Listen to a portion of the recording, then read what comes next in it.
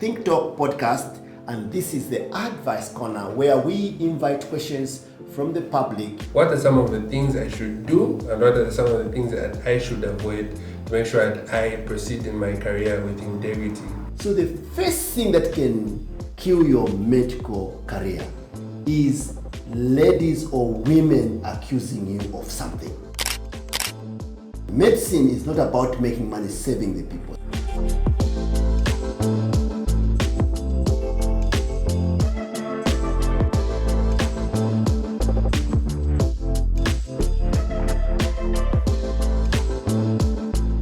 All right, so welcome to the Teledoctor show and also the Think Talk podcast. And this is the Advice Corner where we invite questions from the public, from some of our people that we know. And in the studio, we invited this guest, but he still insisted on coming back because he's got some career concerns. Let's listen to him. Welcome. Thank you very much, Professor. Sir, we are all yours. All right, so Professor, from working with you for over 1 year, I've admired the way you've carried yourself. I've admired the way you've proceeded in your career. Thank so you. The advice I want is, if you were me in my position right now, recently graduated medical school, what are some of the things I should do, and what are some of the things that I should avoid to make sure that I proceed in my career with integrity, just like how you've proceeded? And should we focus on the medical career mainly, right? Yes, on the medical career. Good. All right, so you raised a very important question, and I wish that many young people ask this before they jump in, because sometimes you learn after you have broken your legs.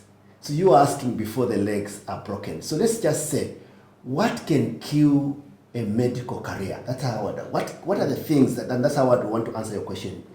So the first thing that can kill your medical career is ladies or women accusing you of something. So it means your conduct towards ladies, women is very important.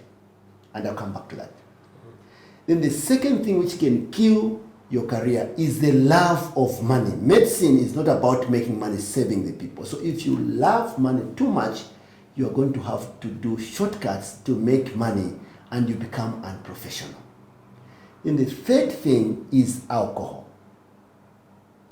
Medicine and alcohol should not combine, but somehow doctors are known to take a lot of alcohol. But my advice is that it's something you need to avoid per se. Let's begin with the first one.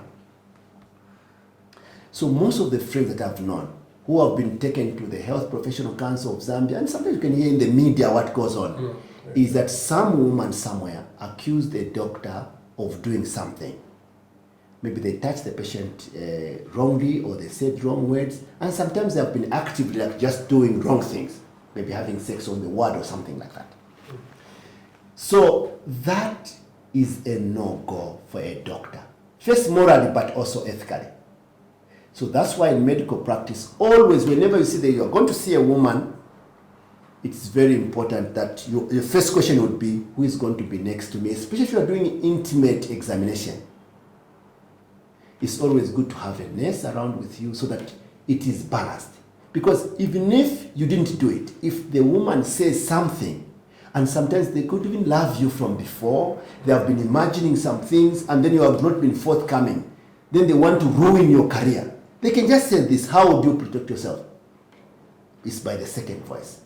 So whenever you want to see the opposite sex, this also applies for women, but more so in the men, you have to have a chaperone.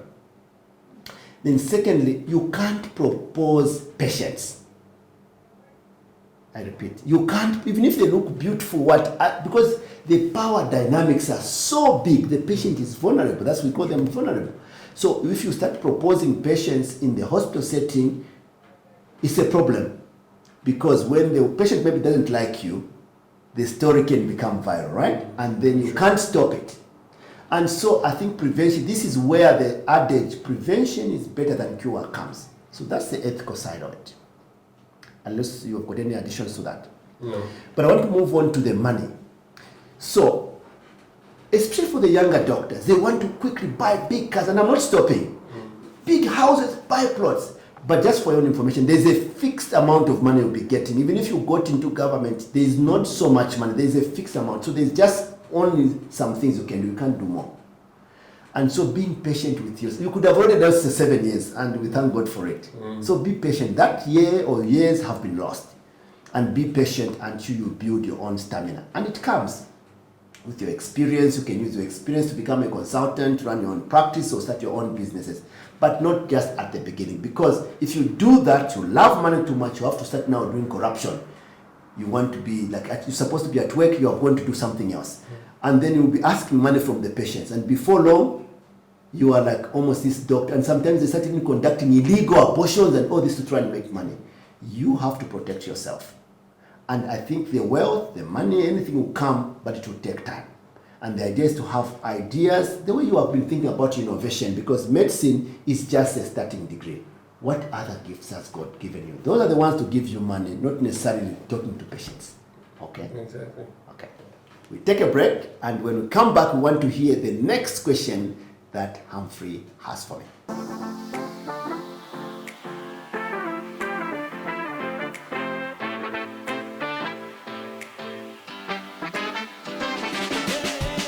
Think Talk with Professor Wilbroad.